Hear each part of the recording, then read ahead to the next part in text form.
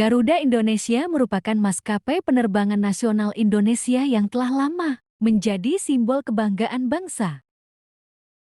Dengan sejarah yang erat kaitannya dengan perjuangan kemerdekaan Indonesia, Garuda bukan sekadar perusahaan penerbangan, melainkan juga bagian dari narasi besar tentang kedaulatan dan identitas nasional.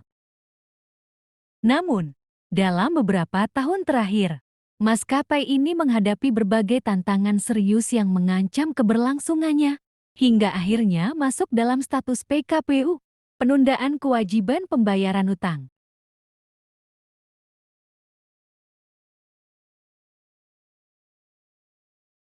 Garuda Indonesia bermula dari pendirian maskapai KL Amintrin Sulair Bidrit oleh pemerintah kolonial Belanda pada masa penjajahan.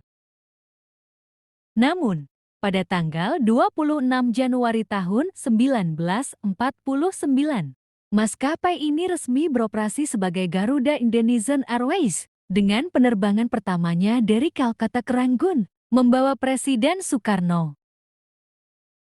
Nama Garuda diambil dari mitologi Hindu dan diangkat oleh Presiden Soekarno dari puisi karya Noto Suroto. Sejak saat itu, Garuda terus berkembang menjadi maskapai nasional yang mewakili Indonesia di dunia internasional. Pada dekade 1980 yen dan 1990 yen, Garuda dikenal luas karena armadanya yang modern dan jaringan internasional yang luas. Maskapai ini melayani berbagai rute strategis ke Asia, Eropa, Timur Tengah, dan Australia.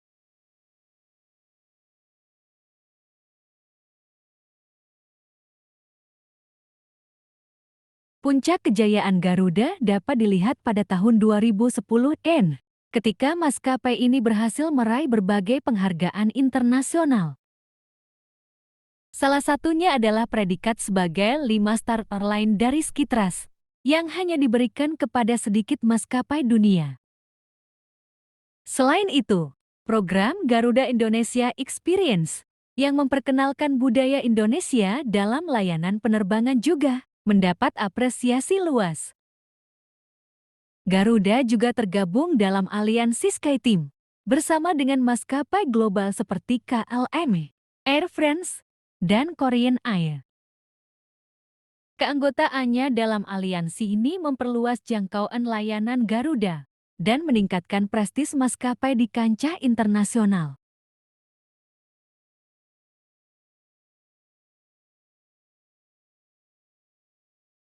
Meskipun secara reputasi Garuda berada di posisi terhormat, namun secara keuangan, maskapai ini mulai menunjukkan gejala krisis. Beberapa faktor utama yang memicu kemunduran keuangan Garuda Indonesia antara lain. Pertama, manajemen yang buruk dan korupsi. Beberapa pimpinan Garuda Indonesia terlibat dalam kasus korupsi, termasuk mantan Direktur Utama, Emir Syahsatar, yang terjerat kasus suap dan pencucian uang. Praktik korupsi ini menimbulkan kerugian besar dan memperburuk citra perusahaan. Kedua, kontrak sewa pesawat yang merugikan. Garuda diketahui memiliki banyak kontrak sewa pesawat dengan nilai tinggi dan jangka panjang. Beberapa di antaranya dilakukan tanpa kajian kelayakan yang matang. Akibatnya, beban biaya operasional meningkat secara signifikan. Ketiga, pandemi COVID-19. Pandemi global yang terjadi pada tahun 2020 memukul keras industri penerbangan, termasuk Garuda. Jumlah penumpang turun drastis, sementara kewajiban keuangan seperti pembayaran sewa pesawat, gaji, dan utang tetap berjalan. Hal ini membuat arus kas perusahaan kolaps. Keempat, tumpukan utang. Pada puncaknya, total utang Garuda mencapai lebih dari 140 triliun rupiah, yang berasal dari berbagai pihak termasuk laser pesawat, perbankan, pemasok bahan bakar, dan institusi keuangan internasional.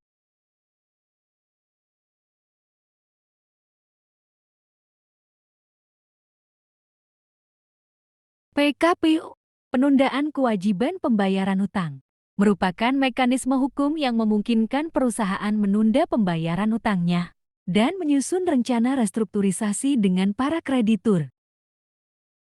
Garuda diajukan ke dalam proses PKPU oleh salah satu krediturnya pada akhir ke 2021.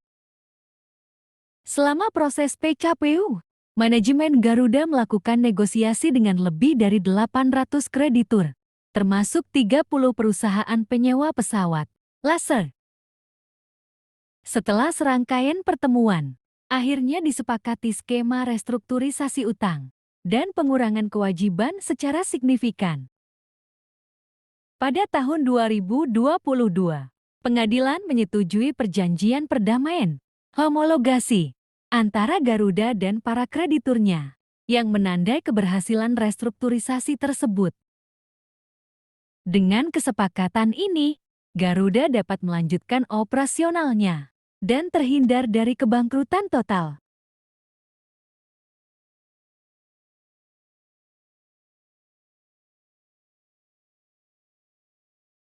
Pasca homologasi, Garuda Indonesia melakukan langkah-langkah strategis untuk pemulihan, antara lain merampingkan armada dengan fokus pada pesawat yang lebih hemat bahan bakar seperti Boeing 737 dan Airbus A330, mengurangi jumlah rute internasional yang tidak menguntungkan, memperkuat rute domestik dan pasar umrah dan haji, mengoptimalkan bisnis kargo yang mengalami peningkatan selama pandemi, bermitra dengan Citilink sebagai bagian dari Sinergi Group.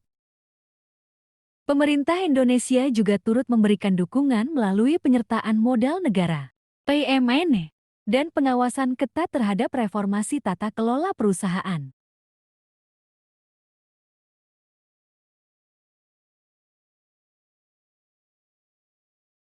Garuda Indonesia adalah contoh nyata bagaimana sebuah perusahaan kebanggaan nasional bisa mengalami kejatuhan akibat kombinasi dari manajemen yang buruk, praktik korupsi, dan tekanan eksternal seperti pandemi.